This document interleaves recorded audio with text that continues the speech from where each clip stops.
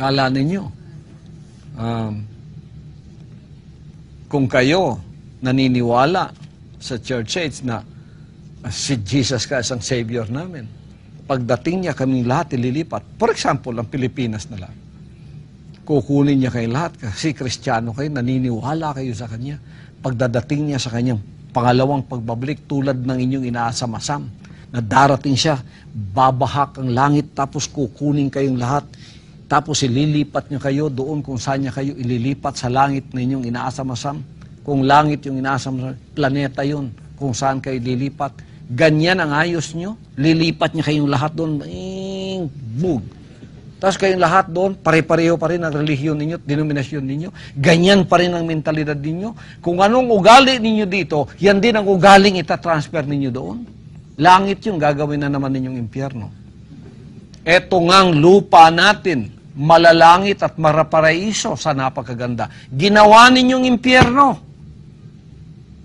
Pagkatapos sasabihin nyo, lilipat kayo doon dahil mahal ninyo ang Diyos, dapakat langit yun. Tapos gagawin na naman ninyong impyernong katulad dito. Maraming puno doon, puputulin na naman ninyo. Magagandang lugar doon. Mag-uunahan na naman kayo. Maraming gold doon. Pati daan doon, gold. Bibihakin na naman ninyo sa katakawan ninyo. Hindi nga ninyo nagawang paraiso itong lupa na binigay sa inyo dito na makakaya ninyong gawin at nagkakasundo-sundo kayo, pagkatapos umaasa pa kayong dadalhin kayo, ililipat kayo, pagkatapos dahil kayo naniniwala kay Kristo. Sapagkat siyang tagapagligtas ninyo, bibig lang ninyo ang ginagamit nyo, kapital nyo, bibig lang ninyo. Nagkakamali kayo, kayong mga taga-church age. Kaya kung meron kayong pakikinig, makinig kayo sa akin ngayon. Dito pa nga, hindi niyo magawa ang pinagagawa ng Diyos. Bibigyan kayo ng magandang lugar. Napakaganda ng Pilipinas. Sinisira ninyo. Member kayong lahat ng relihiyon, di ba? Member kayong lahat, di ba, ng relihiyon dito sa Pilipinas. Napakaganda ng bansa natin. Mabuti pa yung hindi naniniwala kay Kristong ibang mga tao sa ibang mga bansa, napagaganda pa nila ang kanilang mga lugar. Mas may karapatang pumunta sa langit yon kaysa sa inyo.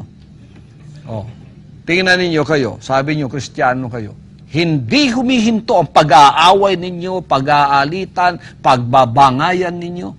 Tapos biglang-bigla naniniwala kayong darating si Jesus Christ, kukunin kayo, ililipat dahil kayo Kristiyanong naniniwala sa Kanya. Doon ninyo ipagpapatuloy yan.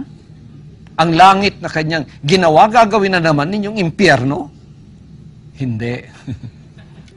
Kaya meron siyang standard. Daan muna kayo sa anak.